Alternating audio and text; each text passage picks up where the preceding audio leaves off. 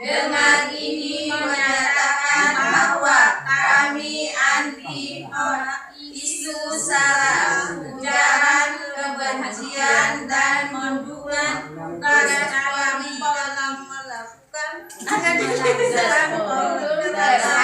pelaku NKRI harga mati. Yes.